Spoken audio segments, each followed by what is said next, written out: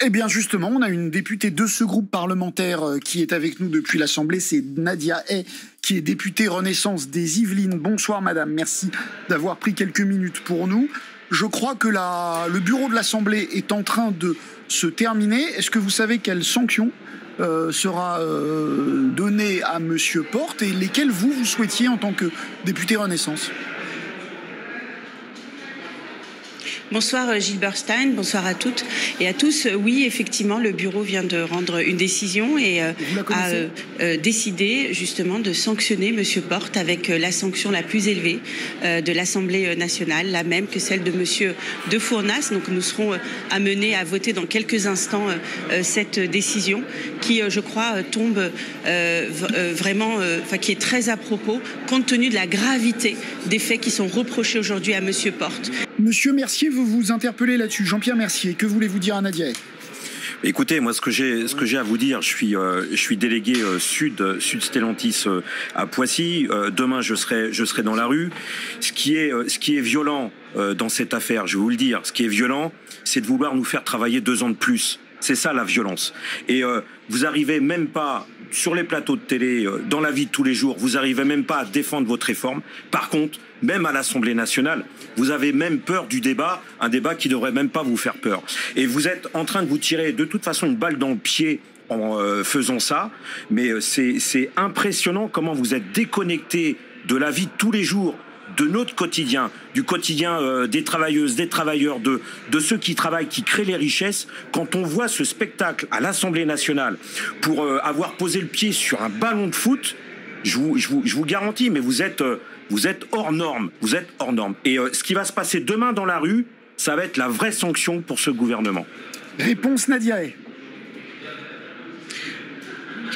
Oui, alors Monsieur Mercier, ce qui est totalement aujourd'hui déconnecté du réel de nos concitoyens, c'est exactement ce que fait l'opposition.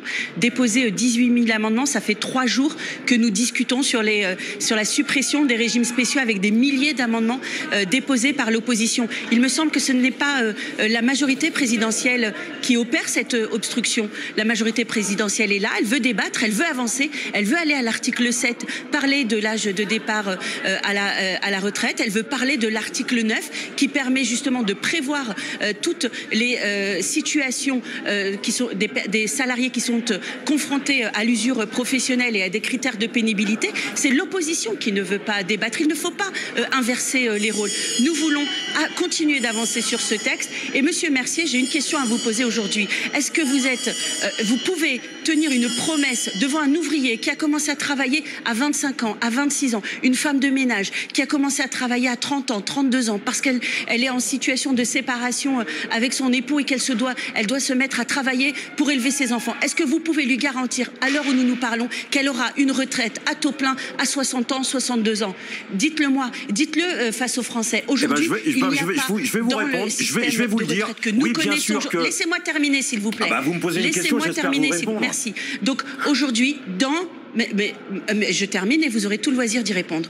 Dans le système de retraite actuel, pour ces situations-là, et notamment pour les femmes, c'est 67 ans de départ à la retraite, si on veut avoir sa retraite à taux plein. Et donc, ce que nous souhaitons faire, c'est mettre en place un compte de prévention de pénibilité qui permet justement, à ces carrières d'opérer une reconversion professionnelle ou alors de déclarer une inaptitude qui leur permet de partir avec un départ anticipé. Voilà ce que prévoit la retraite. La réforme des retraites. Nadia, mais l'opposition a décidé de mettre l'accent, de mettre des amendements sur des choses qui n'ont aucun intérêt pour ne pas arriver à ces sujets de conversation. Si vous lui posez une question, il faut laisser répondre à un moment. Jean-Pierre Mercier. Je remarque que vous êtes une vraie politicienne, mais oui, je peux vous Nadia, dire... la réponse de Jean-Pierre Mercier. C'est ça la démocratie. Je sais que vous avez du mal avec ça, mais c'est à moi la parole maintenant. Je peux vous répondre très clairement. Oui, il y a des moyens largement faisables pour garantir une retraite, revenir aux 60 ans, y compris avec 37 ans et demi d'annuité. Il suffit de puiser là où il y a de l'argent, c'est-à-dire dans le 440. Vous allez avoir tous les résultats financiers qui vont tomber les uns derrière les autres avec des dizaines et des dizaines de milliards. C'est nous qui les avons créés, ces milliards. Je rappelle simplement que tous les ans, il y a 18 milliards d'euros d'exonération de cotisations sociales patronales que les patrons ne payent pas. Et ça, simplement, s'ils payaient payait ses cotisations sociales, on aurait la possibilité de pérenniser le système. Donc il faut avoir la volonté politique de prendre l'argent là où il est, c'est-à-dire dans la poche des riches.